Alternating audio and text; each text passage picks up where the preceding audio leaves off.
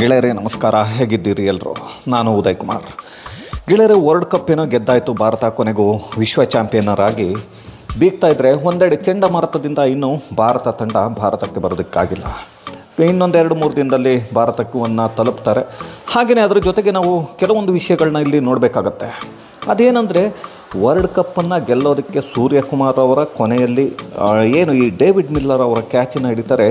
ಈ ಒಂದು ಕ್ಯಾಚೇ ಬಹಳಷ್ಟು ಮುಖ್ಯವಾಯಿತು. ಅಲ್ಲಿ ಸೂರ್ಯಕುಮಾರ್ ಹಿಡಿದದ್ದು ಕ್ಯಾಚ್ ಅಲ್ಲ, ವರ್ಲ್ಡ್ ಕಪ್ಪನ್ನೇ ಹಿಡಿದ್ರು ಅಂತ ಹೇಳಿಬಿಟ್ಟು ಬಹಳಷ್ಟು ಪತ್ರಿಕೆಗಳಲ್ಲಿ ಬಹಳಷ್ಟು ಮೀಡಿಯಾಗಳು ಒಂದು ಉಲ್ಲೇಖವನ್ನು ಮಾಡಿ ಬರಿತಾ ಇದ್ದರೆ, ಇನ್ನೊಂದು ಕಡೆಗೆ ಎಲ್ಲರೂ ಕೂಡ ಪ್ರಶಂಸೆಯನ್ನು ವ್ಯಕ್ತಪಡಿಸ್ತಾ ಇದ್ದಾರೆ. ಅಂದರೆ ಹಿರಿಯ ಕ್ರಿಕೆಟಿಗರಾದಂತಹವರು ಭಾಳಷ್ಟು ಜನ ಈ ಒಂದು ಕ್ಯಾಚು ಅತ್ಯದ್ಭುತವಾಗಿತ್ತು ಅಂತ ಹೇಳಿಬಿಟ್ಟು.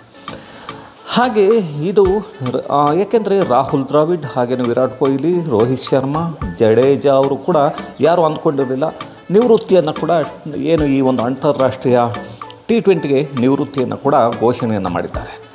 ಆದರೆ ಈ ಸೂರ್ಯಕುಮಾರ್ ಹಿಡಿದಂಥ ಕ್ಯಾಚ್ ಏನಿದೆ, ಇದು ಕೆಲವರಿಗೆ ಈಗ ಜೀರ್ಣವನ್ನು ಮಾಡ್ಕೊಳ್ಳೋಕ್ಕಾಗ್ತಿಲ್ಲ.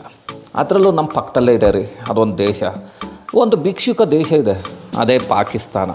ಈ ಪಾಕಿಸ್ತಾನ ಅಂತಕ್ಕಂಥ ಒಂದು ಪಾಕಿಸ್ತಾನ ಏನಿದೆ, ಈ ಪಾಕಿಸ್ತಾನ ಏನೇ ಮಾಡಿದ್ರು ಇಂಡಿಯಾ ಗೆದ್ದರೂ ಕಷ್ಟ ಅವರಿಗೆ, ಅವರು ಸೋತರೂ ಕಷ್ಟ ಅವರಿಗೆ. ಅವರು ಸೋತರೂ ಪರವಾಗಿಲ್ಲ, ಭಾರತ ಗೆಲ್ಲಬಾರ್ದು. ಯಾಕೆಂದರೆ ದ್ರಾವಿಡ್ ಅವರು ಈ ಒಂದು ವರ್ಲ್ಡ್ ಕಪ್ಪನ್ನು ಗೆದ್ದ ನಂತರ ಅವರು ಸಂಭ್ರಮಿಸಿದ ರೀತಿ ಹೇಗಿತ್ತು ಅಂದರೆ, ಅವರು ಕಳೆದ 23 ವರ್ಷದ ಅವರ ಕ್ರಿಕೆಟ್ ಕ್ಯಾರಿಯರ್ನಲ್ಲಿ ಅವರು ಯಾವತ್ತೂ ಕೂಡ ಈ ರೀತಿಯಾಗಿ ಅವರನ್ನು ಯಾರು ಕೂಡ ನೋಡಿರೋದಕ್ಕೆ ಚಾನ್ಸೇ ಇಲ್ಲ. ಆ ರೀತಿಯಾಗಿ ಸಂಭ್ರಮಿಸಿದ್ದನ್ನು ನಾವು ನೋಡಿದ್ವಿ ವರ್ಲ್ಡ್ ಕಪ್ಪನ್ನು ಹಿಡಿದುಕೊಂಡು ಒಂದು ಚಿಕ್ಕ ಮಗು ರೀತಿಯಲ್ಲಿ. ಏಕೆಂದರೆ ಅವರು ಕೋಚ್ ಆಗಿ ಬಂದ ನಂತರ ಆಗಿದ್ದಂತಹ ಬದಲಾವಣೆಗಳು, ಕೆಲವೊಂದು ಏಳುಬೀಳುಗಳು, ಫೈನಲ್ಗೆ ಹೋಗಿ ಗೆಲ್ಲದೆ ಬಂದಂಥದ್ದು, ಇದೆಲ್ಲವನ್ನು ತೆಗೆದುಕೊಂಡು ಹೋಗಿ ನಾವು ನೋಡಬೇಕಾಗುತ್ತೆ ಒಂದು ಸಲ. ಈ ಒಂದು ಏನು ನಾವು ಈಗ WTC ಇರಬಹುದು, ಹಾಗೆಯೇ ಜೊತೆಗೆ ನಾವು ಕಳೆದ ಬಾರಿ 50 ಓವರ್ ವರ್ಲ್ಡ್ ಕಪ್ ಇರ್ಬೋದು, ಒನ್ ಡೇ, ಅದಾದ ನಂತರ ಟೆಸ್ಟ್ ಫೈನಲ್ಗಳಿರ್ಬೋದು, ಇದೆಲ್ಲವನ್ನು ಸೋತರೂ ಕೂಡ ಆವಾಗ ಏನು ಕ್ರಿಟಿಸಿಸಮ್ ಬಂದಿತ್ತು ದ್ರಾವಿಡ್ ಅವರಿಗೆ, ಅದೆಲ್ಲವನ್ನು ಈಗ ಒಂದು ವಿಶ್ವ ಚಾಂಪಿಯನ್ನರಾಗಿ ಎಲ್ಲವನ್ನು ಈಗ ಹಣೆ ಪಟ್ಟಿಯನ್ನು ತೆಗೆದು ಕಳಚಿಟ್ಟು ಯಾರು ಏನೇ ಹೇಳಿದರೂ ಕೂಡ ದ್ರಾವಿಡ್ ಅವರ ವ್ಯಕ್ತಿತ್ವದ ಬಗ್ಗೆ ಯಾರು ಕೂಡ ಪ್ರಶ್ನೆಯನ್ನು ಮಾಡೋದಿಲ್ಲ. ಏಕೆಂದರೆ ಬಹಳಷ್ಟು ಜನರದ್ದು ಬಹಳಷ್ಟು ಕಾಂಟ್ರವರ್ಸಿಗಳಿರುತ್ತೆ, ಅದು ಯಾವ ಥರನಾದರೂ. ಆದರೆ ದ್ರಾವಿಡ್ ಅವರದ್ದು ಒಂದು ಹುಡುಕಿದರೂ ಕೂಡ ಒಂದೇ ಒಂದು ಬ್ಲ್ಯಾಕ್ ಮಾರ್ಕ್ ಆಗಿ ಕಪ್ಪು ಚುಕ್ಕಿ ಅಂತಕ್ಕಂಥದ್ದು ಇದು ಕಾಣಿಸೋದೇ ಇಲ್ಲ. ಹಾಗಾಗಿ ಇಲ್ಲಿ ಈಗ ವಿಷಯ ಏನು ಅಂತ ತಿಳ್ಕೊಬಿಡೋಣ. ಸೂರ್ಯಕುಮಾರ್ ಅವರು ಹಿಡಿದದ್ದು ನಿಜವಾಗ್ಲೂ ಕ್ಯಾಚ ಇಲ್ಲ ಸಿಕ್ಸಾ? ಇದು ಭಾಳಷ್ಟು ಜನರು ಮಾತಾಡ್ತಿರ್ತಕ್ಕಂಥ ವಿಷಯ. ಅಂದರೆ ಕೆಲವರು ಇದ್ದಾರೆ, ನಾನು ಹೇಳಿದ್ನಲ್ಲ ಆಗಲೇ, ಒಂದು ಭಿಕ್ಷುಕ ದೇಶ ಇದೆ ಪಕ್ಕದಲ್ಲೇ ಪಾಕಿಸ್ತಾನ ಅಂತಕ್ಕಂಥದ್ದು. ಆ ಪಾಕಿಸ್ತಾನಿಗಳಿಗೆ ಏನೇ ಮಾಡಿದ್ರು ಕಷ್ಟ. ಆದರೆ ಪಾಪ ಕ್ರಿಕೆಟ್ ಪ್ಲೇಯರ್ಸ್ ಮಾತಾಡ್ತಿಲ್ಲ, ಆಡಿದವರು ಅವರು ಸೋತಿದ್ದಾರೆ, ಹೋಗಿದ್ದಾರೆ, ಅವರ ಪಾಡಿಗೆ ಅವರಿದ್ದಾರೆ. ಈ ಹಳೆಯ ಕ್ರಿಕೆಟಿಗರು ಒಂದು 2-3 ಜನ ಇದ್ದಾರೆ, ಇವರಿಗೆ ಏನೇ ಮಾಡಿದ್ರು ಭಾರತ ಅದು ಅವರಿಗೆ ತಲೆನೋವೆ. ಯಾಕೆಂದರೆ ನೋಡಿ, ಈ ಒಂದು ಕ್ಯಾಚನ್ನು ಸೂರ್ಯಕುಮಾರ್ ಹಿಡ್ತಾರೆ, ಇದು ಅತ್ಯದ್ಭುತವಾದ ಕ್ಯಾಚ್. ಹಾಗೆಯೇ ಈ ಬೌಂಡ್ರಿ ರೋಪಿಂದ ಯಾವ ರೀತಿಯಾಗಿ ಹಿಡಿದ್ರು, ಬೌಂಡ್ರಿ ಒಳಗೆ ಹೋಗ್ತಾರೆ, ಬಾಲನ್ನು ಎಸೆದು ಬಿಟ್ಟು ಅದಾದ ನಂತರ ಅಲ್ಲಿಂದ ಜಂಪ್ ಮಾಡ್ತಾನೆ, ಕ್ಯಾಚನ್ನು ತೆಗೆದುಕೊಳ್ತಾರೆ. ಅದು ಅತ್ಯದ್ಭುತವಾದ ಕ್ಯಾಚು. ಆ ಕ್ಯಾಚನ್ನು ಹಿಡಿದಿಲ್ಲ ಅಂದರೆ, ಆ ಕ್ಯಾಚನ್ನು ಹಿಡಿದಾಗ ಭಾರತ ಅಂದರೆ ಸೌತ್ ಆಫ್ರಿಕಾಗೆ ಬೇಕಾಗಿತ್ತು ಕೇವಲ 6 ಬಾಲ್ಗಳಿಗೆ 16 ರನ್. ಅದೇನಾದರೂ 6 ಹೋಗಿದ್ದರೆ ಮ್ಯಾಚನ್ನು ಬಿಡಬೇಕಿತ್ತು. ಯಾಕೆಂದರೆ ಇಂತಹ ಅದ್ಭುತ ಕ್ಯಾಚನ್ನು ಥರ್ಡ್ ಅಂಪೈರ್ ಕೂಡ ಚೆಕ್ ಮಾಡಿ ಔಟ್ ಅಂತ ಹೇಳಿಬಿಟ್ಟು ಕೊಡ್ತಾರೆ. ಆದರೆ ಇಲ್ಲಿ ಈ ಪಾಕಿಸ್ತಾನದ ಕೆಲವು ಮಾಜಿ ಕ್ರಿಕೆಟಿಗರಿದ್ದಾರೆ, ಅವರು ಹೇಳ್ತಿರೋದು ಇದು ಕ್ಯಾಚ್ ಅಲ್ಲ, ಇದು 6 ಅಂತ ಹೇಳಿಬಿಟ್ಟು.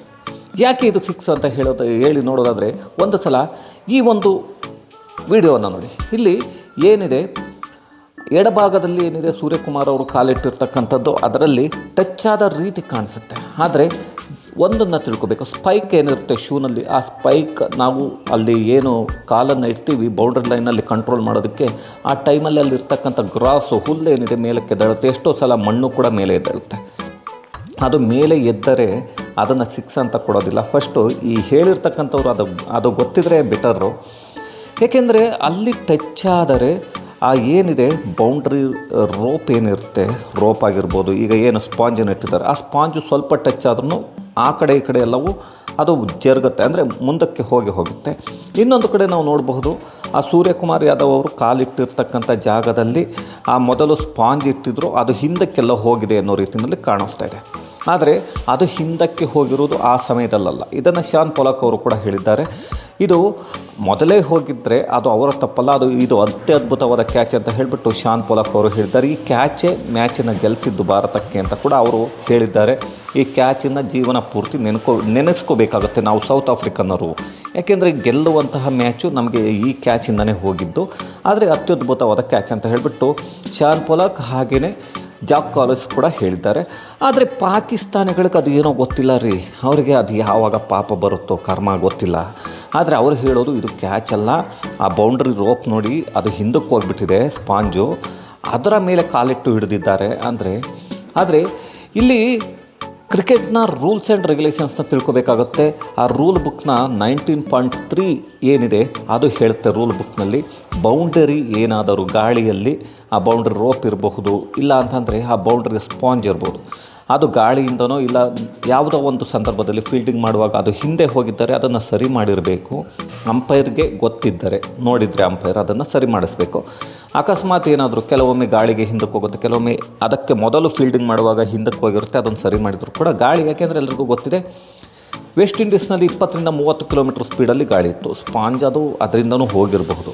ಆದರೆ ಕ್ಯಾಚ್ ಹಿಡಿಯುವ ಸಂದರ್ಭದಲ್ಲಿ ಅದು ಎಲ್ಲಿ ಇರುತ್ತೆ ಅದನ್ನು ಕೌಂಟ್ ಮಾಡ್ತೀವಿ. 1-2 ಇಂಚು ಹಿಂದೆ ಹೋಗ್ಬೋದು, ಇಲ್ಲ ಕೆಲವೊಂದು ಕಡೆ ಮುಂದೆನೂ ಬರುತ್ತೆ, ಒಳಗಡೆಗೆ ಬಂದುಬಿಟ್ಟಿರುತ್ತೆ. ಆವಾಗ ನಾವು ಅದನ್ನು ಟಚ್ ಮಾಡಿದರೂ ಕೂಡ ಪ್ಲೇಯರ್ ಯಾರೇ ಟಚ್ ಮಾಡಿದರೂ ಕೂಡ ಅದನ್ನು 6 ಅಂತಲೇ ಕೊಡ್ತಾರೆ. ಒಳಗಡೆ ಬಂದ ತಕ್ಷಣ ಅದನ್ನು ಔಟ್ ಅಂತ ಕೊಡಲ್ಲ. ಆ ಥರ ನೋಡ್ಕೊಂಡು ಕೂತ್ಕೊಂಡ್ರೆ ಪಾಕಿಸ್ತಾನಿಗಳು ಇನ್ನೇನು ಅಂದ್ಕೊಂಡಿದ್ರು ಗೊತ್ತಿಲ್ಲ. ಒಟ್ಟಿನಲ್ಲಿ ಕೊನೆಗೆ ಅವ್ರಿಗೇನಂದರೆ ಮಾತಾಡೋದಕ್ಕೆ ಏನೋ ಒಂದು ಬೇಕು, ಮಾತಾಡ್ತಾ ಇದ್ದಾರೆ. ಯಾಕೆಂದರೆ ಈ ಪಾಕಿಸ್ತಾನಿಗಳಲ್ಲಿ ಕೆಲವರು ಹಾಗೆ ಅಲ್ವಾ, ಯಾಕೆಂದರೆ ಅವರಿಗೆ ಕ್ರಿಕೆಟ್ ಆಡೋ ಟೈಮಲ್ಲಿ ಕ್ರಿಕೆಟ್ ಬಗ್ಗೆ ಗೊತ್ತಿತ್ತೋ ಇಲ್ವೋ ನನಗೆ ಈಗ ಅನುಮಾನ ಬಂದುಬಿಡುತ್ತೆ. ಕೆಲವೊಮ್ಮೆ ಸುಮ್ಮನೆ ಆಡಬೇಕು ಅಂತ ಆಡ್ಕೊಂಡು ಹೋದಾಗೆ ಕಾಣಿಸುತ್ತೆ. ಆದರೆ ಏನೇ ಆಗಲಿ ಸೂರ್ಯಕುಮಾರ್ ಅವರು ಹಿಡಿದಂಥ ಕ್ಯಾಚ್ ಏನಿದೆ ಅದು ಅತ್ಯದ್ಭುತವಾಗಿದೆ. ಹಾಗೆ ನಾವು ನೋಡಬೇಕಾಗತ್ತೆ. ಈ ಒಂದು 19.3.1 ಕೂಡ ಅದನ್ನೇ ಉಲ್ಲೇಖ ಮಾಡ್ತಾರೆ. ಆ ಸ್ಪಾಂಜ್ ಆಗಲಿ ರೋಪ್ ಆಗಲಿ ನಾವೇನು ಇಟ್ಟಿರ್ತೇವೆ ಅದು ಗಾಳಿಗೆ ಹೋಗ್ಬೋದು, ಕೆಲವೊಮ್ಮೆ ಫೀಲ್ಡಿಂಗ್ ಮಾಡುವಾಗ ಹಿಂದೆ ಹೋಗ್ಬೋದು, ಇಲ್ಲ ಮುಂದೆನೂ ಬರುತ್ತೆ ಕೆಲವೊಂದು ಟೈಮ್. ಯಾಕೆಂದರೆ ಒಂದು ಕಡೆ ಮುಂದೆ ಹೋದರೆ ಸ್ಪಾಂಜ್ ಇನ್ನೊಂದು ಕಡೆ ಅದರ ಪಕ್ಕದಲ್ಲೆಲ್ಲೋ ಒಂದು 3-4-5-6 ಅಡಿ ಇಲ್ಲ ಮೀಟ್ರಲ್ಲಿ ಮುಂದೆ ಬಂದಿರುತ್ತೆ.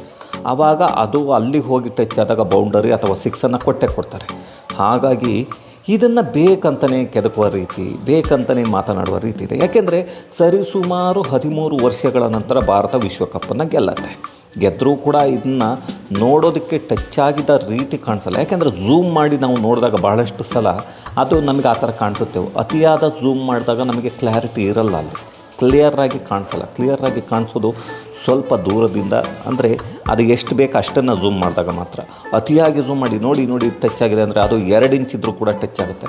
ಆದರೆ ಇನ್ನೊಂದು ಆ್ಯಂಗಲ್ನಿಂದ ನೀವು ನೋಡಿದರೆ ಆ ಒಳಭಾಗದ ಒಂದು ಕ್ಯಾಮ್ರಾ ಇದೆ ಇನ್ಸೈಡಲ್ಲಿ, ಅಂದರೆ ಆ ಹೊರಗೆ ಏನು ಜನ ಕುಳಿತುಕೊಳ್ತಾರೆ ಆ ಜಾಗದಲ್ಲಿ, ಅಲ್ಲಿ ನೋಡಿದಾಗ ಅದು ಕ್ಲಿಯರಾಗಿ ಕಾಣಿಸುತ್ತೆ. 2 ಇಂಚಿಂದ 3 ಇಂಚು ಗ್ಯಾಪ್ ಇದೆ. ಇದನ್ನು ಪಾಕಿಸ್ತಾನಿಗಳು ನೋಡದೆ ಏನೇನೋ ಮಾತಾಡಿ ಅವರ ಒಂದು ಪ್ರೆಸ್ ಮೀಡಿಯಾದವರು ಕೂಡ ಮಾತನಾಡಿ ಮುಖಕ್ಕೆ ಒಗಿಸ್ಕೊಂಡ್ರು ಶಾನ್ ಪೊಲಾಕ್ ಅವರ ಜೊತೆ. ಅದು ಅತ್ಯುತ್ತಮವಾದ ಕ್ಯಾಚ್, ಅದರ ಬಗ್ಗೆ ಯಾರು ಕೂಡ ಮಾತನಾಡುವ ಹಾಗಿಲ್ಲ ಅಂತ ಹೇಳಿಬಿಟ್ಟು ಆ ಒಂದು ಪಾಕಿಸ್ತಾನದ ಮೀಡಿಯಾಗೆ ಹೇಳಿದ್ದಾರೆ. ಹಾಗಾಗಿ ಏನೇನೋ ಕೇಳಿ ಏನೇನೋ ಮೈ ಮೇಲೆ ಹೇಳ್ಕೊಳ್ಳೋದಕ್ಕಿಂತ ಈ ಪಾಕಿಸ್ತಾನಿಗಳು ಸುಮ್ಮನೆ ಇದ್ದರೆ ಒಂದು ಸ್ವಲ್ಪ ಮರ್ಯಾದೆ ಉಳ್ಕೊಳ್ಳುತ್ತೇನೋ ಗೊತ್ತಿಲ್ಲ. ಈ ಒಂದು ಮಾತು ಗಾದೆ ಇದೆ ರೀ, ಚಪ್ಪಲಿ ಕೊಟ್ಟು ನಾನೇ ಹೊಡಿಸ್ಕೊಳ್ಳೋದು ಅಂತ. ಆ ಥರ ಆಯಿತು ಈ ಪಾಕಿಸ್ತಾನಿಗಳ ಒಂದು ಆಟಾಟೋಪ. ಹಾಗಾಗಿ ಈ ಒಂದು ವಿಡಿಯೋದಲ್ಲಿ ಗೆಳೆಯರಿ, ಒಂದು ವಿಡಿಯೋದಲ್ಲಿ ಏನು ಅನ್ನಿಸ್ತು ನಿಮಗೆ ಅನ್ನೋದನ್ನು, ಪಾಕಿಸ್ತಾನಿಗಳ ಈ ಹೇಳಿಕೆ ಅನ್ನೋದನ್ನು ಕಮೆಂಟ್ನಲ್ಲಿ ತಿಳಿಸಿ.